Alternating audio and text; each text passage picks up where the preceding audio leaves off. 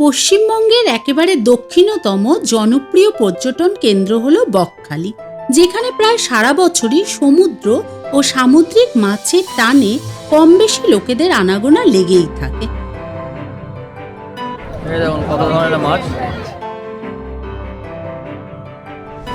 ব্যস্ত কর্মজীবন থেকে একটু বিশ্রাম পেতে এবং তার সাথে ফ্রেশ সামুদ্রিক মাছের আস্বাদ নিতে দুদিন এক রাতের জন্য ঘুরে আসতে পারেন এই বকখালিতে।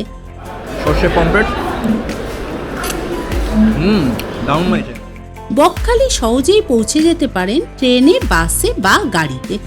যদি আপনারা ট্রেনে যেতে চান তাহলে শিয়ালদা থেকে নামখানা লোকাল ধরতে হবে, তারপর ওখান থেকে অটো বা টোটো ধরে পৌঁছে যেতে পারেন বকখালিতে।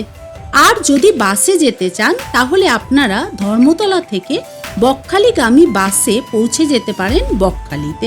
যাওয়ার পথে আমরা ডায়মন্ড হারবারে নদীর ধারে কিছুক্ষণ সময় কাটিয়ে একটা দোকানে বসে পাউরুটি ঘুগনি দিয়ে ব্রেকফাস্টটা সেরে নিলাম। ডায়মন্ড হারবারে বড় মাছের আড়ত আছে, এখান থেকে আপনারা চাইলে ফ্রেশ মাছ কিনে নিয়ে যেতে পারেন। বলছি রুম আছে? রুম নেই। 15ই আগস্ট হওয়ার কারণে আমরা WBTDCL এর বালুটপ ট্যুরিজম প্রপার্টির কোনো রুম না পাওয়াতে হোটেল দীপকে উঠলাম। এখানে গাড়ি পার্কিংয়ের বড় জায়গা আছে ও সুইমিং পুলও আছে। বিকেলে বিচে গিয়ে চেয়ার ভাড়া করে বিচের ফুরফুরে হাওয়া উপভোগ করলাম।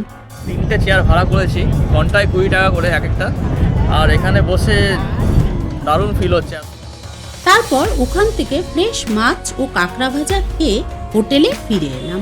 পরের দিন সকালে আবার বকখালি বিচে একটু ঘোরাঘুরি করে ডাবের জল দিয়ে তৃষ্ণা মেটালাম।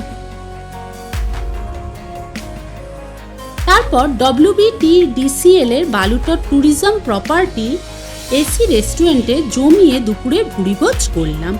এখানে খাওয়ার একটু কস্টলি হলেও খাবারের কোয়ালিটি খুব ভালো। তারপর আমরা বাড়ির উদ্দেশ্যে রওনা দিলাম। যদি ফুল ব্লগটা দেখতে চান তাহলে আমাদের চ্যানেল এক্সপ্লোর উইথ ধীমানে গিয়ে দেখতে পারেন। ধন্যবাদ।